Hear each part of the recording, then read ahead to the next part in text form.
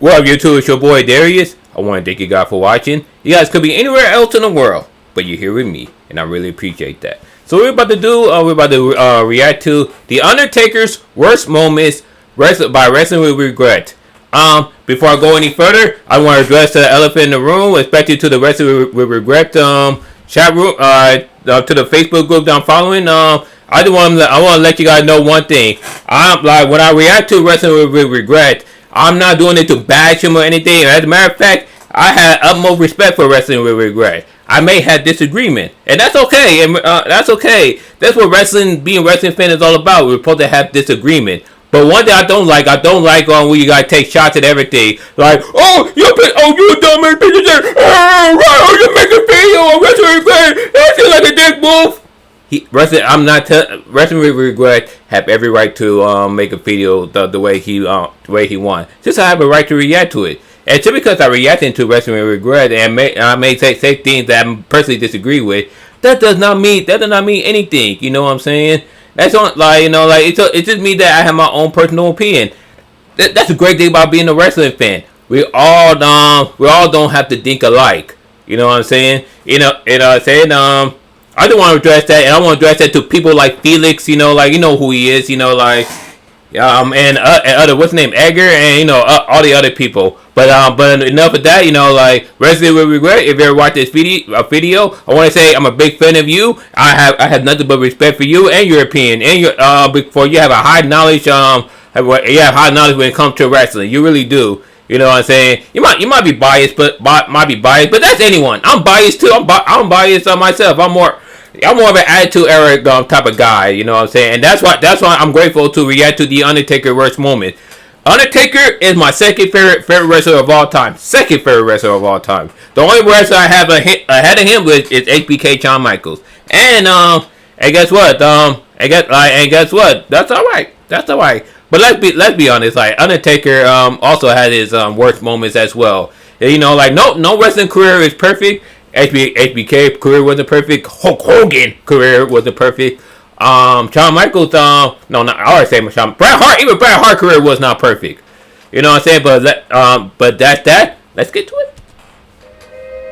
Hey, let's do it for the content. Mega-Ray. Let's go. You say you're a YouTube celebrity. I'll try to get to that level too. And I'm a big wrestling fan, so I haven't now react to a wrestling content in a long time. But I like it when he did that little Goldust. Let's get forward a little bit. A pay-per-view synonymous with big debuts like Rocky Maivia or the Survivor Series. Talk about Survivor Series. One of the greatest wrestling icons of all time. Yep. The Undertaker. Yep. He is Mr. 305. He is Mr. Worldwide. Yeah, that was bad. He's had a career as long and storied as Mark Calloway's. It's already up. I think it's already up. I need to get a new laptop, yo. Especially when your character has so much of that precious lore to dive into and exploit. Much like his brother Kane, the Undertaker has endured a lot of poor creative moves over the years. He has. Often than not, these decisions were done with the goal in mind of making Mean Mark look better than before, but not all of them worked. It's like I always say, nobody's perfect. I mean, look at Paul McCartney. He wrote Hey Jude and Temporary Secretary.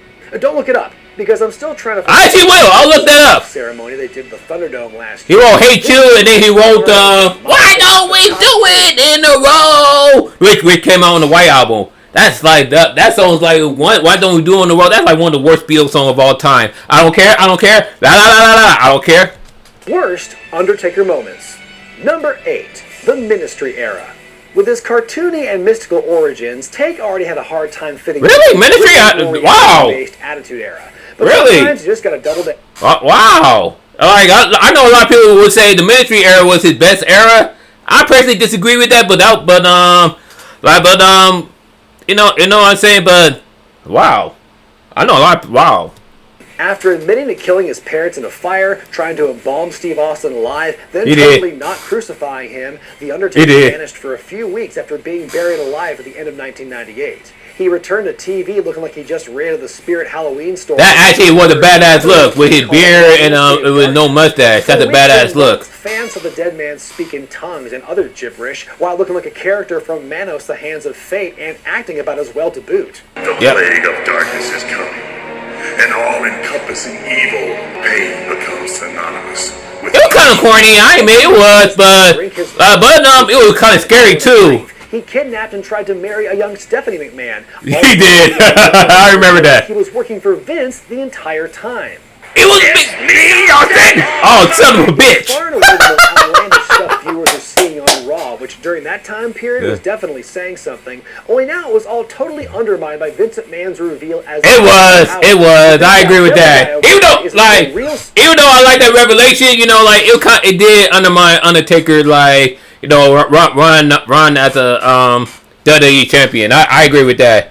Here, let me move that to the center. But actually, it's his boss, the 50-something-year-old man in the suits with the giant shoulder pads. The summer of it was hilarious. I love it. Undertaker had been pushed so far to the edge, he practically fallen off the table. The dead man left TV for months to tend to personal and physical issues. He was injured. Biker Taker. This might be a polarizing statement, but the ministry gimmick is probably one of the worst parts about the Attitude Era. Not really. I disagree. Going to such ridiculous lengths to get fans to boo one of the more popular wrestlers in the WWF. Number 7, The Undertaker and the Invasion. Speaking of American, that was a great moment for them. The Invasion storyline. That was a great moment. Survivor Series 2001's coming next week, folks. But if there's one guy whose participation I'm not looking forward to seeing in that main event. Now I'm not going to react to his reviews every day because his reviews tend to be a little long. That's why I reacted to this particular field because it's 15 minutes and not too long, but not too short.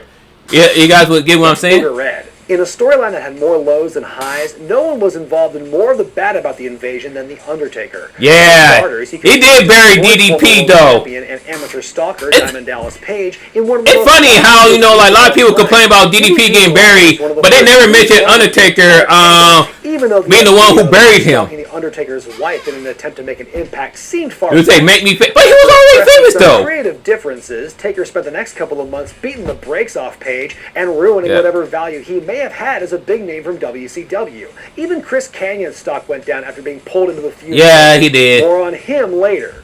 I like Chris Canyon though. Ian Kane's 2-week feud with Bryans Clark and Adams, together known as Chronic. The former WCW tag champs were given Look a at Stevie Richard, man. Vouched for them. Then Unforgiven happened.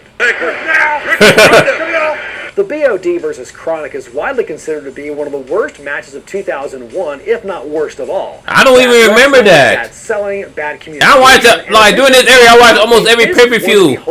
Maybe if DDP were still in the picture to teach Adams and Clark some stretches, they wouldn't look so stiff and clunky in the ring. Yeah. The Chronic experiment made everyone. I think you could have just put this alone. I wonder if Bryan Adams' membership renewal form to the BSK got lost in the mail that year. Aside from those two, I think he should have included this Unforgiven match alone, in my opinion. Because he showed to be like a true viable leader doing the entire Invasion storyline. You know what I'm saying? His speed shown toward the WWF at the time was great. It was inspirational and everything. I think that was like one of his best moment, best biker moment. That's in my opinion, though. Red flags. The dead man's time during the Invasion was spent making anybody from WCW look foolish and weak, perhaps more than just about anyone else. From that's just anyone, though. That is anyone. That's just a WWF, though. The ministry phase, but this run in 2001 could make for a convincing argument. Number 6. The streak ends. Let me first say that I've always thought this. Yeah, I would be conflicted about that. I always say Randy Orton should have been the one who ended the streak.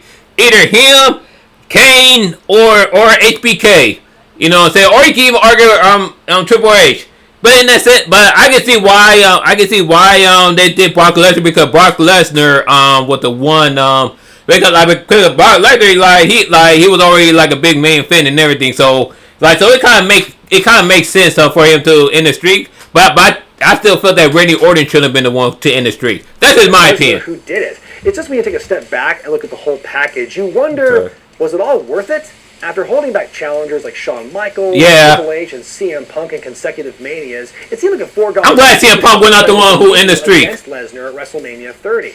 That the build for the match was so underwhelming and at times dated. Also, yeah, it kind of was. I admit to that. Then the bell rang, and so did the Undertaker's early in the match. Because of that concussion, it's safe to say the match was not up to the standards set in the last 5 years. And what's worse is, by the time that's the thing, Undertaker had always been injury prone. Undertaker had left going for him. Like within the last few years. World titles and that's why he should have retired years ago. Schedule. Without the streak to rely on as a selling point, every rare match with the Undertaker thereafter was just a match. It was. As we'll learn later in this countdown, he didn't have many of those left in him either. He didn't. Number 5. The Concrete Crypt match. At WrestleMania Must be the 20 old in Madison Undertaker. Square Garden, fans were delighted to see the Undertaker eschew the biker gimmick in favor of something a little closer to his original persona. And as a bonus, Paul Bear, the man who guided most of Taker's first decade of production, returned as part of the package. Rest in peace, Paul After Bear. the initial nostalgia buzz wore off, it was becoming apparent that a return to performing and life back on the road was taking its toll on Bear, who had gained an unhealthy amount of weight in the 4 years since he'd been gone from television. On top of that, Taker didn't exactly have a large swath of quality guys to feud with after his Mania return, which led to an awkward feud between he and Paul Heyman vis-a-vis the Dudley Boys as hired guns. Kidnapped Bear and stole the urn. Demon, get the table! For a while. But when the dead man got sick of that, Heyman set up a concrete crypt match for the Great American Bash. Oh yeah, I remember this. Yeah, I remember this. With cement if the Undertaker refused to lay down for the Dudleys. Just saying, if I were Bubba or Devon, and the guy who hired us had so little faith in our ability to take out one guy without him taking some other guy hostage, I'd be a little offended. I would be too. And after a few teases with the lever, Taker not only beat the Dudleys, but kept Heyman from killing off Percy Pringle. Wow, who would have guessed that rules don't matter in wrestling? But instead of rescuing his old friend, Take inexplicably pulled the lever and killed himself. I was confused by that, like, why? He later explained he just had to kill off his mentor because he was becoming too much of a liability and needed to be taken out of the picture so the darkness could be set loose. But I understand, like he said earlier, that Paul Bear was going through like health issues at the time, so I can understand. Rest in peace, Paul Bear. The more I say it out loud, the more I wonder how were we meant to ever cheer for this guy afterward. I mean, you killed the guy. That was my confusion too. I agree with that. Did he really want to hurt him? Yeah. 2003, the Big Show was ducking the Undertaker, who had returned from being written off by him months prior. Show and Paul Heyman spent weeks playing mind games with the dead man via gifts. We saw puppy love, we saw a puppy, then there was this bizarre peace offering. Do you really want to make me cry? Chris Kane was gay in real life. Rest in peace, Chris Kane. MIA for months after a series of health issues, was finally back on TV, dressed as Boy for some reason.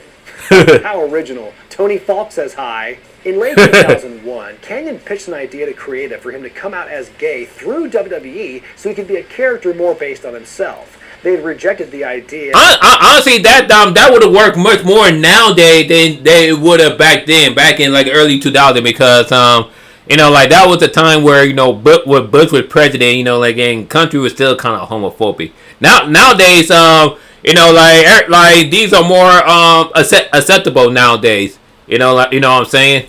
So I think that gimmick would have worked. Different gay man and be really flamboyant because, gay! The big show's really sorry. So did the Undertaker really want to hurt him? Well, after the way he did, I've ever seen for what was basically a throwaway segment on TV. You tell me. Chris later claimed that a producer specifically told him to sound more like a word for a bundle of sticks. But was that what he was really going for there? I always assumed it was just a really awful take at an English accent. No disrespect. Yeah. At one time, he also believed the skit was some kind of punishment for him being gay. And while he later admitted to friends that probably wasn't the case, the beat does line up with WWE's unfortunate track record with queer-coded characters over the years. Goldust! And even so, one of my favorite characters of all time. Around makes this an uncomfortable piece of wrestling history in a number of ways. Number 3. Giant Gonzalez. Oh, that was bad. That was bad. Strategy with the Undertaker as a babyface was to put him against over-the-top monsters to make his heroics that much more impressive. Yeah, like Yokozuna. The top tier. They were friends in real life. Yokozuna and Undertaker. Gang and Andre the Giant. Taker was often saddled with guys like the Berserker, Papa Shango, and most notably Giant Gonzalez. Formerly Elegante in WCW, the basketball player turned wrestler became the apple of Vince McMahon's eye. He seemed tailor-made for wrestling. Vince got balls for a big guy, so. By 1993, just being big wasn't good enough. It wasn't. WrestleMania 9 is often regarded as... one of the worst. Is regarded the right word? No, derided. That's the word I was looking for. Derided as one of the worst of all time. And this match here is a big... I can see why. I've said it enough times and in enough ways in this channel that Taker... Like WrestleMania is really... No, WrestleMania 10 was great. But WrestleMania 9 and 11 wasn't too great. On until SummerSlam, when The Undertaker came out on top in a Rest in Peace match. A stipulation. Ooh, that was a nice move by Undertaker. What it actually is. Number 2. His last few years in general. Yeah. Ever since losing at WrestleMania. That's why I said Undertaker should have retired. That's the perfect time he should have retired right there. That's in my opinion. But he should have retired. No, he should have retired when Roman Reigns beat him. That's when he should have retired. But 30. The Lord of Darkness has been in pursuit of a perfect send-off to end his career on a high note. He probably couldn't have had a more ideal final moment than at the end of Mania 33 in Orlando, when he seemingly passed the torch to Roman Reigns. That was the perfect time to retire. How he looked in the ring in that match and refused to give up until he made up for it, which, as we all know, took a very long time. He did. He came back for a piddly squash against John Cena at WrestleMania 34 that was never made official until the show started. Yeah. That year came I wish they would have made it official with that the week before. It should have let us know, hey, it's going to happen. Oh yeah, this particular match, that was bad. But it was bad because all the amazing artists, all the amazing wrestlers, they were past their prime.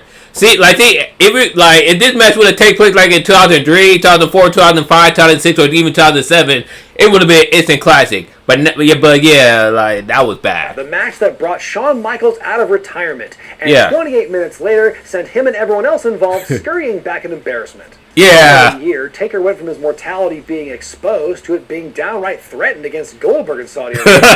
The match saw Bill knock that's another match that would have been great. It would have taken place in 2003, 2004, or even 2005.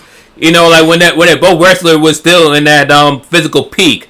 But now we just seeing like two grandpas just fighting over what? He nearly killed Taker by dropping him on his head on a jackhammer. Yeah, he did. But don't worry, because Taker gave him a receipt. Then after a brief partnership with Roman Reigns against Shane McMahon and Drew McIntyre, I don't remember that match. Like a knight in shining I don't remember that match. Finally give Taker the exit he so desired, but we'll save that for another countdown. Sadly, Taker did the one thing he said he didn't want to do. He hung around for too long, which is how he ended up with the Boneyard match, which was awesome. That's why I say Undertaker should have retired years ago. It's easy to blame it solely on Taker, but these stumblings also fall at the feet of WWE. That's true. They would not have had to rely on him for as long as they have if they'd done a better job creating more stars in the decade prior. That's true. I agree with that. And I like Roman too. I really did, but yeah, WWE, they just don't know how to create stars as well. But also another issue is when WWE do create stars, the fans automatically should turn on that star. You know what I'm saying? You can have someone like at New West, let's see, Bobby Lashley or Big E, or let's say Xavier would have won the championship. The fans would be like, and it'd be going on for the past 15 years. Thanks to the internet. But I digress. One worst Undertaker moment of all time is Undertaker versus Undertaker. Really? Over the course of his career, it becomes standard for Mean Mark to take the occasional sabbatical, but the way he went about his first one might be the most bizarre of all. At the casket match between Taker and Yokozuna at the 1994 Royal Rumble, he had to miss that year at WrestleMania because he was injured, helping him win the match. Undertaker responded by not only hacking into the video system, but also ascending to the heavenly bliss of the rafters. That was dope. Elvis is a live craze of the late 80s. Viewers began seeing testimonials from everyone from the butcher to the baker to the candlestick maker describing the of the dead man. These vignettes were as funny, or perhaps more accurately, unfunny, as you'd expect. The hearse goes by, pulls out the back of the coffin, right in the middle of the street. The guy sits up, it's the Undertaker. Eventually, Ted DiBiase began claiming that Undertaker had returned to his Ted DiBiase, the $1 Million Man. Credit, his Underfaker, played by Brian Lee, almost fooled Paul Bear, but when he wouldn't bow to the urn, he knew something was rotten in Death Valley. But seriously, I don't care how clever the camera work or the makeup was to try and hide everything. It's borderline insulting to have these grown men pretend that this obvious fake could possibly be The Undertaker. Then Paul Bearer presumably hired Leslie Nielsen, Detective Frank Drebin, to go look for the real. Rest in peace, man. Rest in peace. That man is a legend. On goth lifestyles for his role in Dracula, Dead and Loving It. It finally came to a head at SummerSlam. Taker versus Taker. Boy, if only memes were around back in '94. Here's a little secret: The Undertaker was around, but not social media. Built up to be in those matches with guys like Shawn Michaels and Triple H. During this part of his career, he was just a big, lumbering, slow zombie character who rarely sold anything. And now there were two of him. Yay! Not only was the build silly, not only was the match bad because of a complete lack of contrast and style, but what made it even worse was it had to follow that epic steel cage match with Bret Hart for the WWF title. It's gone down in history as one of the worst and most botched WWE main events, both in concept and execution. For being possibly the worst match and probably the worst feud in his career, The Undertaker versus The Undertaker belongs on his epitaph as the worst Undertaker moment. What other angles or moments did I miss? Let me know in the comment section below. I disagree with you on that one. I still say number 2 should have been number 1 in my opinion. But even did. Oh, still hurts. Oh, still hurts. Can I do it? I can't do it. But that was a great feel about Wrestling with Regret. Just a few things I personally disagree with, but. Other than that, it's just another fantastic video. I will be sharing this on that Facebook page, so you guys better get ready. So, you better get ready, Felix. I know who you are. But, with that being said, thank you guys for watching. What you guys think of this video? Let me know. Comment down below. Leave a like and subscribe to your boy. You guys check out my previous Wrestling with Regret video down here. Peace, love, and rock and roll.